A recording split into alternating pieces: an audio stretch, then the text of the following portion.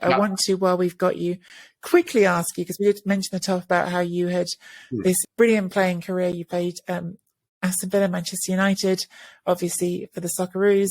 Was there ever a moment when you could have gone to Serie A? Was there ever a moment when that could have happened? Yes, there was, and now knowing that Mina's such a Juventus fan, she's going to go crazy at me for this one. But I had unfinished business at Manchester United. I was at Manchester United as a young kid, and I couldn't stay in the country because I couldn't get a work permit. But that sorted itself out, and I wanted to go back there and win something, which I did. But during that season, so that was 1998-99. First and foremost, Roma were very interested. Capello was going to be their new manager. He'd known me from a game that we played with the Socceroos way back when I was young against AC Milan here in Sydney. So I was very, very close. But basically, during that time, Manchester United had made their intentions clear. And I had to tell basically Roma, I said, look, listen, I'm most probably going to go back to my old club. However, if you remember that season, Manchester United played Juventus in the semi-finals of the Champions League. And remember, the first leg was 1-1. I think Antonio Conte scored in that first leg, actually, against Manchester United at Old Trafford. Well, the second leg, Juventus went up, as you remember, 2-0 and then ended up losing 3-2. But during the game, I was actually flying to Turin to speak to Juventus.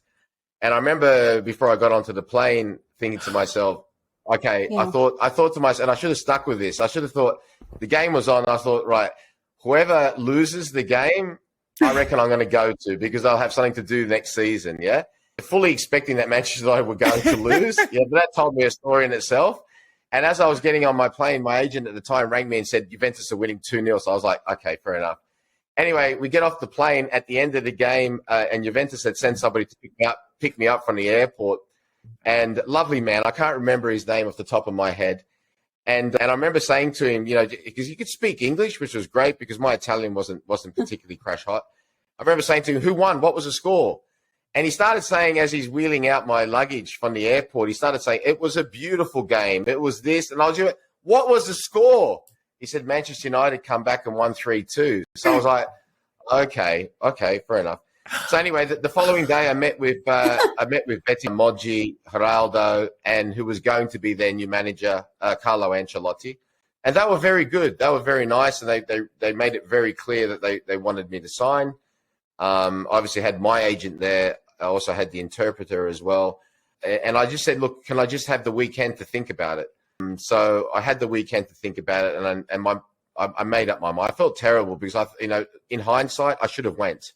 I really should have went, because I think even from a personal point of view, playing in Italy, I think it would have been really good in terms of just living in Italy for a good amount of time, and the way that they go about things in football. I think it would have been a better bet. But in the end, I went to see Sir Alex on that Sunday, and I told him exactly what happened, and like obviously he was.